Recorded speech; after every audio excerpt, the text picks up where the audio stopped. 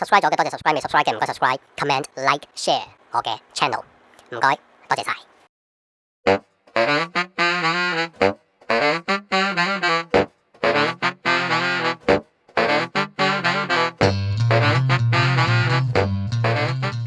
Hello， 大家好，又係我 ST 啊，咁就啱啱喺大阪同埋呢個京都買咗唔少嘢，日本嘅銷售業、零售業、marketing 係做得好好嘅，咁所以咧，以我呢啲心智比較薄弱嘅人咧，係好容易係跌入個圈套裏邊，爭啲係爆劫嘅。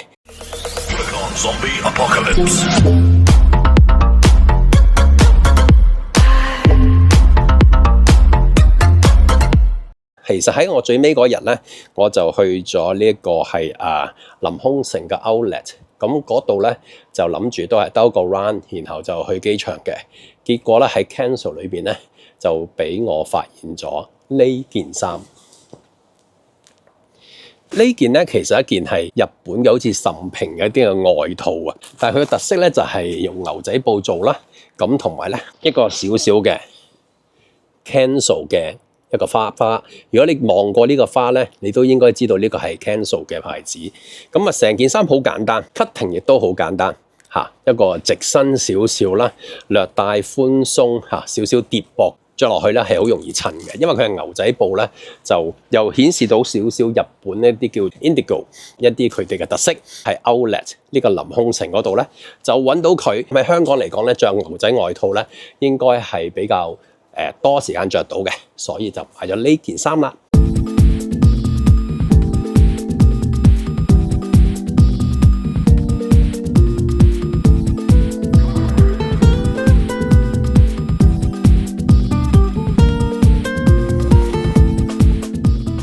第二件咧，想同大家分享咧，就係 FR2。我哋睇睇呢件衫咧，其實係一件夾棉嘅外套嚟嘅。咁啊，係一個好似係 MA1 嘅外套，咁啊用夾棉嘅。佢個表面咧嗰個布料咧係正面咧就係一啲扭紋嘅 pattern。咁呢個我哋成日都見噶啦，就算 Uniqlo 你都成日見。但係背面咧好特別咧，就係兔仔嚟嘅嚇，唔知你見唔見到啦？咁而咧仲有一樣嘢就係咧，佢呢度咧個袖咧其實係可以拉走去變成一件背心嘅。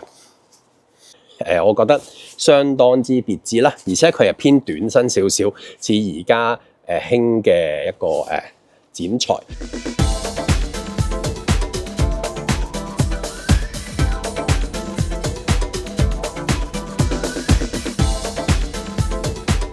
咁就同一個鋪頭裏邊咧，佢有另一個 brand 啊。第一咧就係呢件 T 恤啦。咁呢個 brand 咧就叫做大阪財閥啊。咁就買咗一件嘅 T 恤，咁呢件 T 恤咧，其實佢嘅價錢就唔係好貴嘅嚇，幾百蚊嘅啫。就咁睇咧，就一個好簡單嘅長袖 T 恤啦嚇。咁前邊咧用特章咧印咗 Catch from Osaka。其實佢嘅衫唔係太多㗎咋，有同一個 print 咧，佢係有 T 恤短袖、長袖，有sweater 同埋有 hoodies， 全部都係黑色。都係咁嘅樣嘅 cutting 咧係 OK 嘅，鬆身少少嚇，個膊位有少少跌。咁同時間咧，你如果留意到咧，我呢頂帽咧，我要標長前邊啦，都係佢哋嘅。咁你見到咧，佢哋有個 logo 咧，就係呢度啦，見到嘛？大阪財閥後邊有個英文咧 ，Yes something like that。正面咧就係呢句日文啦，就係話哦唔係咁啊咁嘅意思。哦，不是這樣，咁我覺得相當有趣，咁所以就購買咗落嚟啦。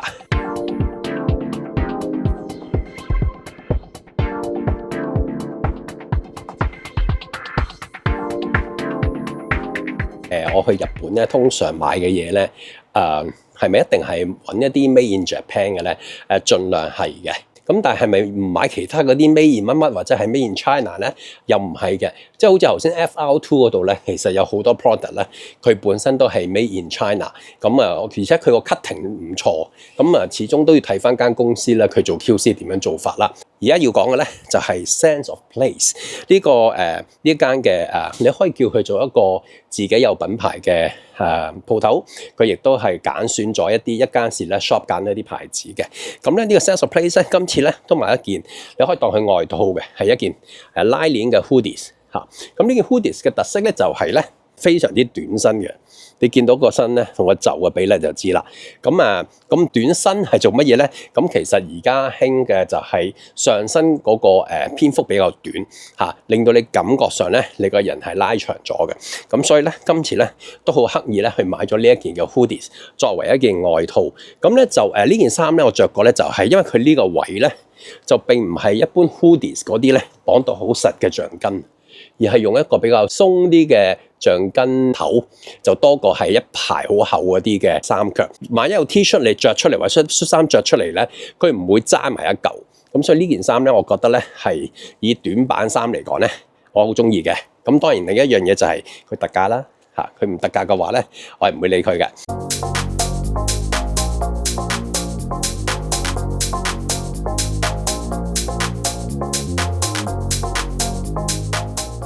另一樣嘢啦，就我買咗條指標褲。咩叫指標褲咧？就係我同自己講，要着得落呢條褲，着唔落就唔可以再肥啦。OK 即係呢條褲係我最後嘅指標。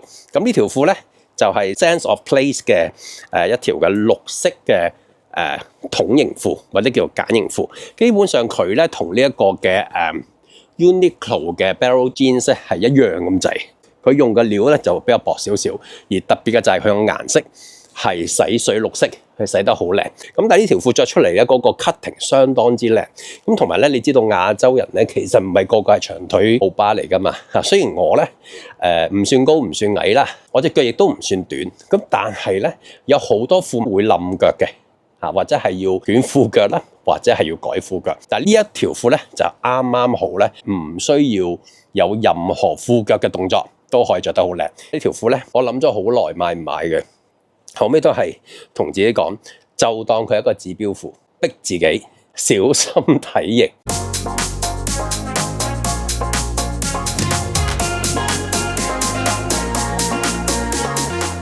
跟住落嚟嘅咧，就係有一間每一次都會去睇有冇嘢入手嘅一間公司，叫做 Louis， 喺日本先有嘅。咁佢裏邊嘅貨品咧，有 Made in Japan， 亦都有 Made in China。咁我呢個咧就真係盡量去揾 Made in Japan 嘅。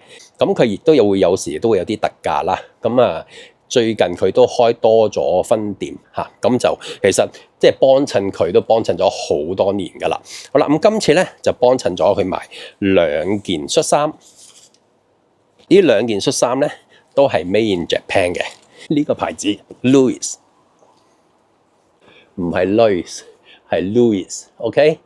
咁咧就嗱，冇呃你㗎 ，Made in Japan，OK？Made in Japan 嚇。咁呢件衫咩咁特別？呢件恤衫咧，佢係闊身，你可以話佢係有啲 oversize， 個版型又係短身，短身得嚟咧，佢下邊仲有得束嘅嚇，令到佢咧係你唔需要攝衫落去個褲頭咧。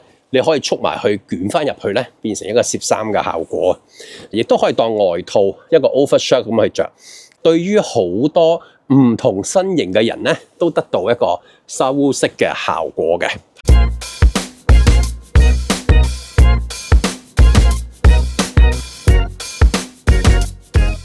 咁同樣嘅 cutting 買多咗一件，個料係比較滑身啲嘅絲紋款，但係同樣地都係短版，個衫腳咧係束繩嘅 ，OK 有得索嘅呢個牌子大家可以去到去揾下，佢就男女裝都有一半一半啦。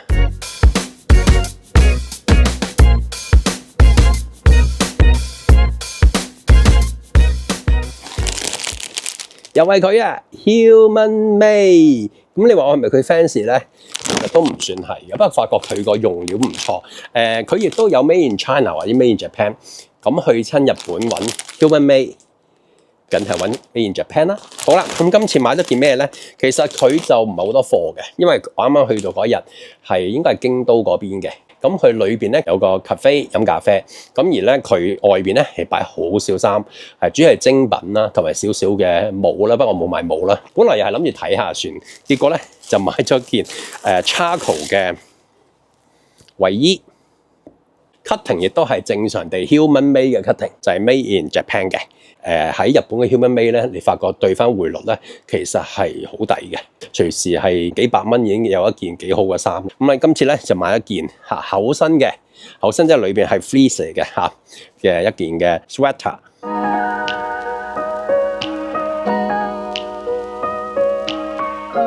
好，咁啊講完 human made 之後咧，就係 Adidas。咁 Adidas 咧，其實咧點無端端會買 Adidas 咧？其實都唔知點解嘅。你問我真係唔知點解我會買咗 Adidas， 純粹係覺得去到喺心齋橋嗰間好大間喎，咁有好多衫擺咗出嚟，好靚喎。咁於是咧，因着咁嘅原因咧，我就係買一件日本特別版嘅 Adidas 嘅 sweater。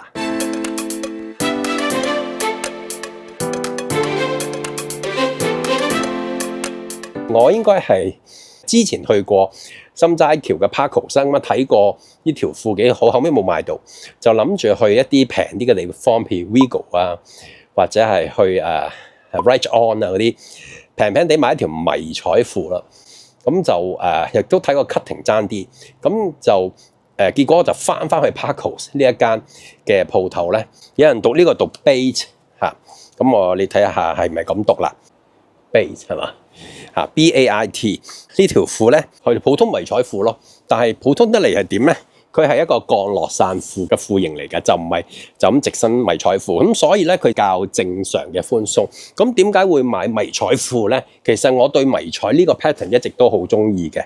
不過咧呢幾年咧，似乎迷彩嗰個熱潮咧退卻咗。咁但係好似呢一年，佢就開始翻嚟啦，咁就發覺，咦，日本多翻啲迷彩嘅嘢咯喎，咁於是乎就買埋佢啦。咁呢啲褲咧，其實係天氣再熱啲都可以着嘅，佢唔厚嘅嚇，好透氣。咁而佢個布料咧係嗰啲叫防撕裂布嘅布料嚟嘅，用料用得相當唔錯嘅。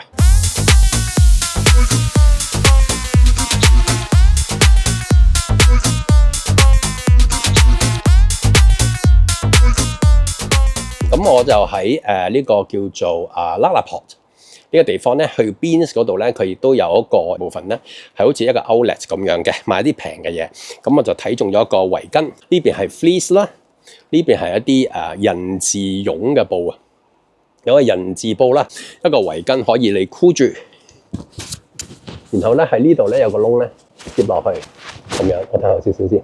咁而且佢呢度咧有個 Beams 嘅 logo 啦，同埋咧有扮晒 Thom Browne 嘅法國嘅紅白藍一個少少嘅detail 喺度。佢呢一部分嘅嘢係點嘅樣先？咁另一邊咧打落去咧，你就會見到 Beams 呢個嘅牌子。咁我發覺搭出嚟都幾靚嘅，而且可以斯文嚇，亦都可以唔斯文嚇。咁因為佢亦都係特價啦，所以就買咗。咁跟住落去咧就係錶啦。咁今次咧我終於唔買 G-Shock 啦，因為次次都去買 G-Shock 嘅。Yodobashi 諗住買隻平平地嘅錶啦，再加而家你睇唔到噶啦，就係呢個攝影機嘅腳架嚇。咁喺香港咧就好難買到呢啲腳架，係比較實淨啲，但係又夠平又夠輕，腳架加埋隻錶，再加少少嘢，應該夠5500蚊就可以做免稅。點知我真係去買嗰日咧冇晒嗰隻錶，咁後尾就去咗蘭波。呢個嘅Big Camera 買咗 Casio 呢隻錶，哇反光喎咁我係咪應該拎出嚟咧 ？Casio 嘅 F84W， 咁呢個 F84W 咧點解會買咧？其實咧同一隻款咧就係 F91W 咧，其實佢出好多，但係84W 咧係好難揾到啊！而家都好搶手，咁當然最搶手嘅就係原本出嘅 Made in Japan 嗰扎啦，基本上你揾唔到噶啦，除非揾一啲好舊嘅錶鋪啦，咁你可能會揾到。咁今次呢個咧係揾咗個 Made in Thailand 嘅，咁呢隻錶咧係因為 Casio 咧係50週年好大型嘅活動啦，咁佢就復刻咗好多錶，咁呢一隻咧係其中一隻值得收藏紀念嘅，就算你揾唔到 Made in Japan、Made in Thailand 都好啊，好平嘅咋，唔使100蚊。喺日本。如果香港都買到嘅，好似係百零蚊，係日本嘅1倍啦。咁但係佢好似70幾蚊港紙就賣咗啦。咁呢啲一定要買啦，係咪？有一次喺梅田嘅 Loft 嗰度啦，即係茶屋丁隔離嗰度咧，就行嘅時候咧，就發現咗一隻好靚嘅錶。咁呢隻錶咧個牌子咧就係 Outline。咁佢咧係咪專向咧可以咁講啦？勞力士去致敬。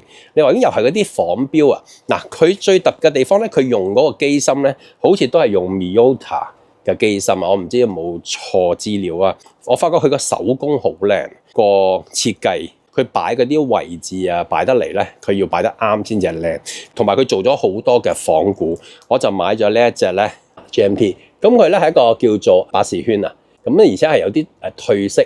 咁至於咧嗰啲讀數咧，讀數嗰啲即係嗰啲 reading 12個時鐘顯示咧，就係有啲泛黃，紅指針有啲泛黃嘅復古嘅做法，仿舊嘅做法。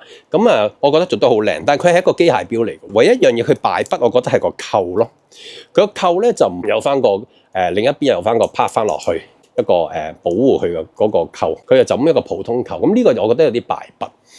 咁但係嗰個桿唔錯嘅喎，個桿本身咧係一個如果我冇睇錯資料咧，係一個不鏽鋼嚟嘅，一個好輕嘅不鏽鋼。咁就佢其中一樣嘢好特別咧，就係佢後邊咧有個 number 嘅。聽聞話個 number 係有個意思嘅，佢好似係有個限量嘅數目。我唔知睇唔睇到啦。我嗰個係81啦，因為而家係反光啊，81。我唔知個數字係咪真係一個限量版咧，定係81係代表咗一個地區？咁呢個咧就係喺日本製造嘅一個，就係叫做 Outline。咁喺網上你都可以揾到佢個網頁同佢嘅資訊嘅。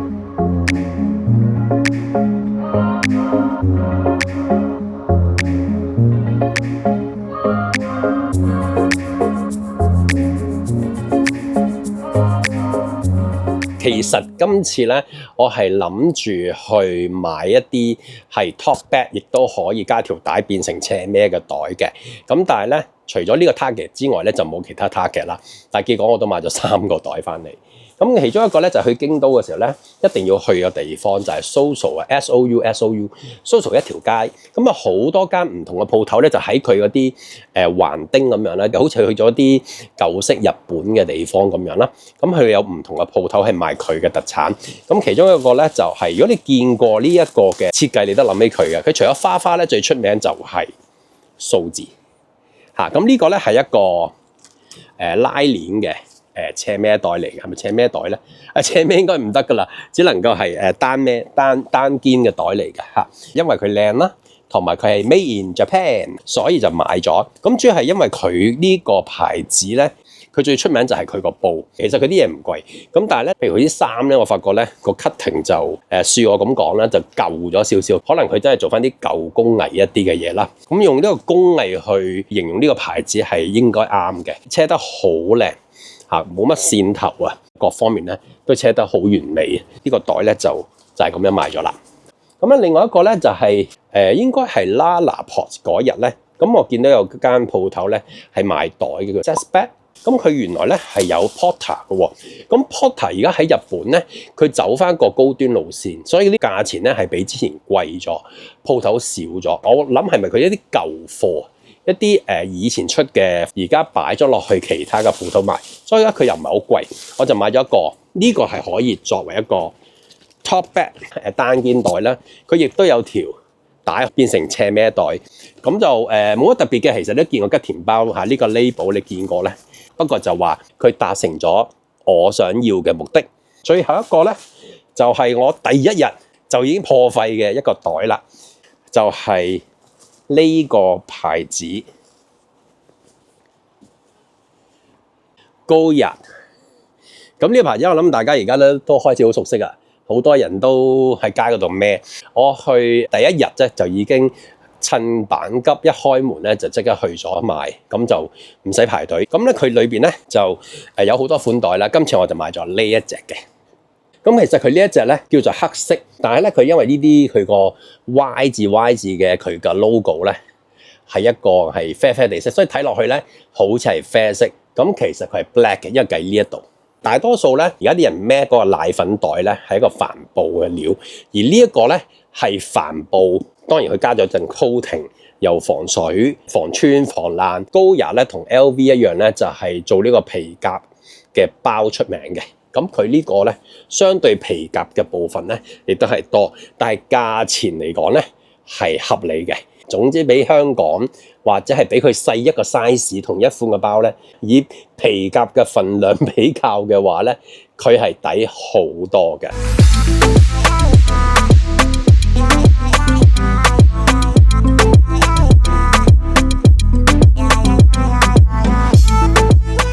咁就都開俾大家睇一睇啦。咁開咗呢個位之後咧，你發覺佢就好勁實啦，呢度全部都係皮革嚟嘅。咁呢度咧就佢有塊絨布啦，咁啊呢條係帶啦，咁佢裏邊咧就係咁嘅。OK， 好啦，咁就後邊呢度都又可以擠到嘢嚇。咁又點解買一個咁貴嘅袋咧？咁樣其實係主要我喺板急咧需要用一個價錢達到咗啦，咁加埋之前我買嘅嘢咧，我就可以申請 VIP。咁今次就成功申請到，有咩好處啊？如果有啲 discount 可以 make 到嘅話咧，我會俾人再 make 多少少咁咯嚇。咁啊同呢個打稅冇關係㗎嚇，打稅係打俾政府嘅啫嚇，即係佢俾呢個 discount 會再大啲咁樣嚇。咁啊間中有啲咁嘅袋咧，去應付一啲嘅場合咧，都係必要嘅。